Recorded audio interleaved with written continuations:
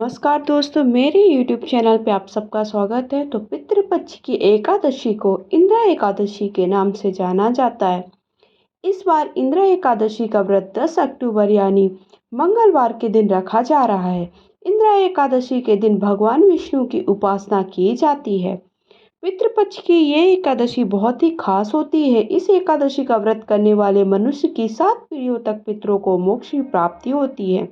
वहीं इस व्रत को करने वाले मनुष्य को भी मोक्ष मिलता है। और एकादशी पर भगवान शालिग्राम की पूजा की जाती है।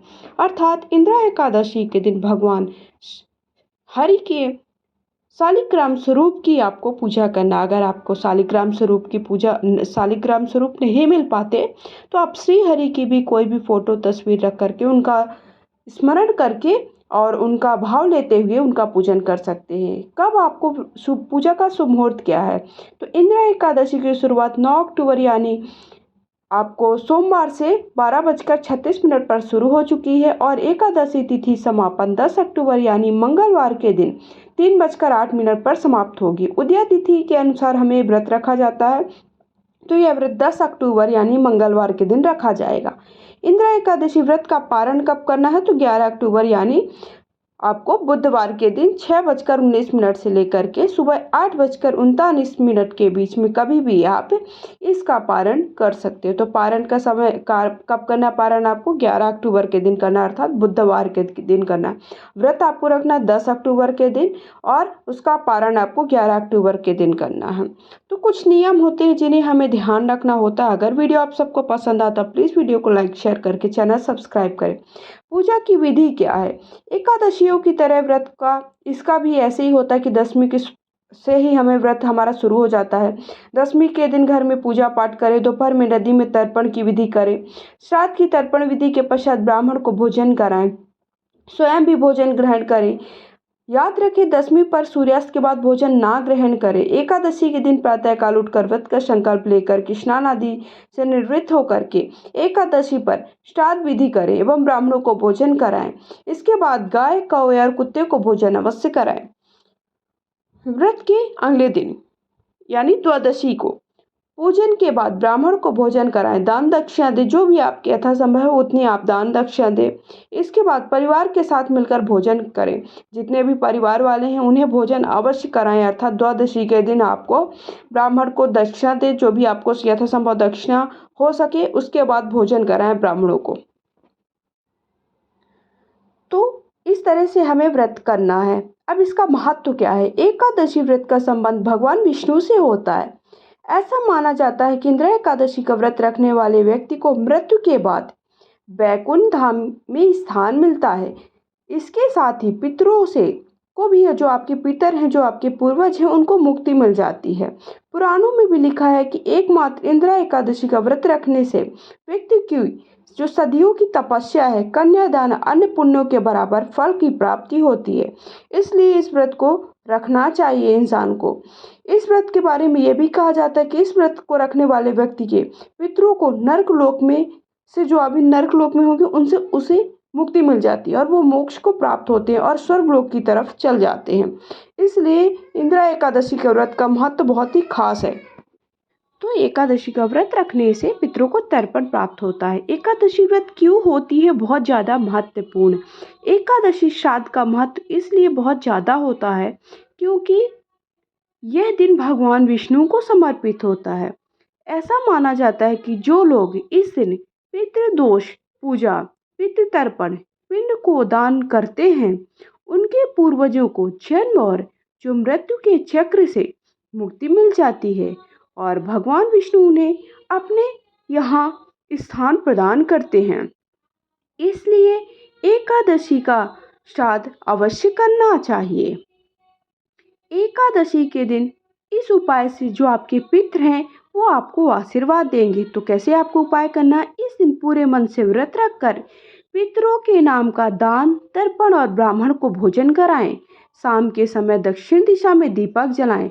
ऐसा करने से पितरों की आत्मा को शांति मिलती हुई खुश होकर परिजनों का आशीर्वाद देते हैं। जो भी आपके घर के सदस्य हैं उनको आशीर्वाद प्रदान करते हैं।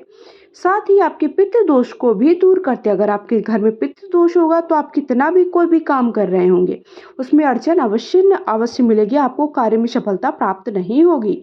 इसलिए पितृदोष दूर करना अवश्य जरूरी। अगला, अगर आपका कोई काम अटका है तो आप पितृदोष कैसे दूर कर सकते हैं, क्या उपाय करना है।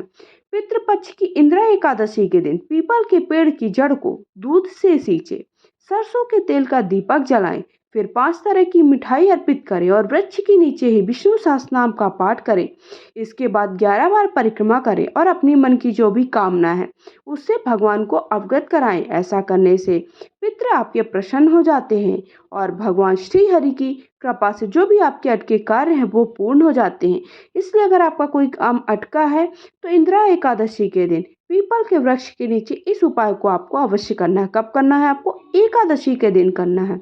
आप सुबह से शाम तक प्रदोष काल में कभी भी इस उपाय को कर सकते हैं। अगला उपाय, अगर आपके घर में पितृदोष है तो आप उसे कैसे दूर करें। तो इस दिन पूरे मन से व्रत रखकर पितरों के नाम का दान तर्पण और ब्राह्मण को भोजन कराएं।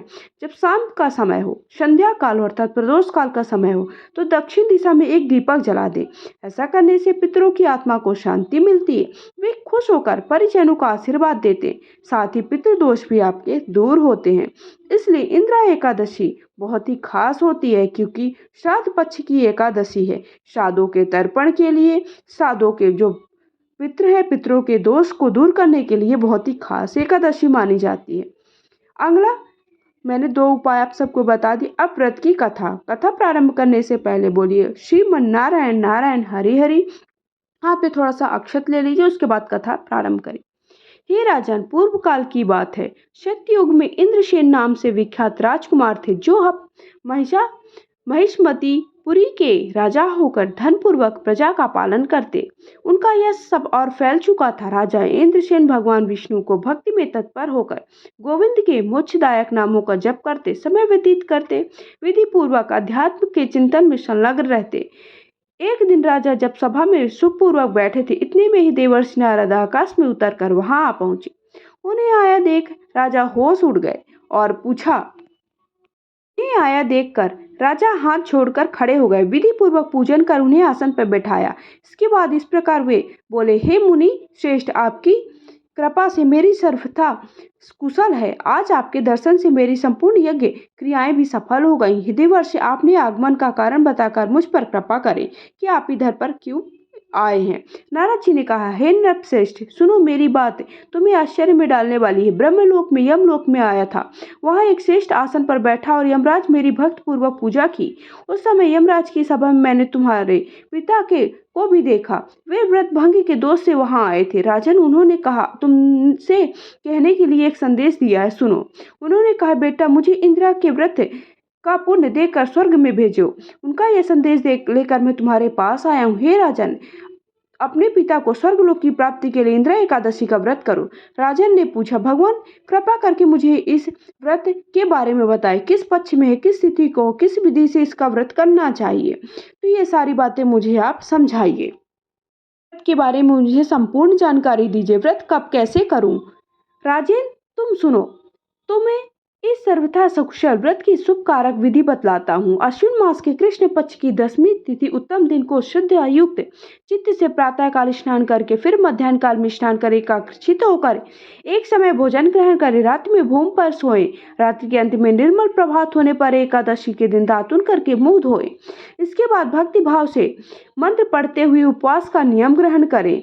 जो ये मंत्र है इसका आपको इस मंत्र को आपको करना है। आज मैं सब भोगों से अलग हो निराहार रहकर कल मैं भोजन करूंगा, ऐसे आपको संकल्प करना है। संकल्प करने के बाद प्रकार नियम से मध्याह्न काल में पितरों की प्रसन्नता के लिए शालिग्राम शिला के सम्मुख विधि पूर्वक श्राद्ध करें। दक्षिणा से ब्राह्मणों को सत्कार करके उन्हें भोजन कराएं। पितरों को दिए हुए अन्नमय पिंड को सूंघ कर विद्वान पुरुष गाय को खिला दें। फिर धूप और गंध आदि से भगवान हरिकेश का पूजन करके रात्रि में उनके समीप जागरण करें। तत्पश्चात सवेरा होने पर द्वादशी के दिन पुनः भक्ति पूर्वक श्री हरि की पूजा करें। ब्राह्मणों को भोजन करा के भाई बंधु नाती पुत्र आदि के साथ स्वयं मौन होकर भोजन करें। राजन, इस विधि से आलस्य रहित होकर तुम इस इंदिरा एकादशी का व्रत करो। इससे तुम्हारे पितृ भगवान विष्णु के वैकुंठ धाम में चले जाएंगे। तो इस तरह से आपको व्रत का पारण करना है। भगवान श्री कृष्ण कहते हैं राजन, तो राजा इंद्रसेन से ऐसी बात कहकर देवर्षि नारद अंतर ध्यान हो गए। राजा ने उनकी बताई हुई विधि पूर्वक अंतःपुर की रानियों, पुत्रों और भृत्यों सहित उत्तम व्रत का अनुष्ठान किया। कुंती नंदन व्रत पूर्ण होने पर आकाश से फूलों की वर्षा होने लगी। इंद्रसेन के पिता गरुड़ पर आरूढ़ होकर श्री विष्णु धाम को चले गए और राजर्षि इंद्रसेन भी अकंटक राज्य का उपभोग करके अपने पुत्र को राज्य पर बिठाकर स्वयं स्वर्गलोक को गए। इस प्रकार मैंने तुम्हारे सामने इंद्रव्रत के महत्व को वर्णन किया। इसको पढ़ने और सुनने से मनुष्य सब पापों से मुक्त हो जाता है। तो बोली श्रीमन नारायण नारायण हरि हरि। अगर आप सबको वीडियो थोड़ा भी पसंद है तो वीडियो को लाइक शेयर करके चैनल सब्सक्राइब करें। कमेंट बॉक्स में जाकर जो भी आप सब श्रीमन नारायण नारायण हरि हरि या ओम नमः शिवाय अवश्य लिखिए।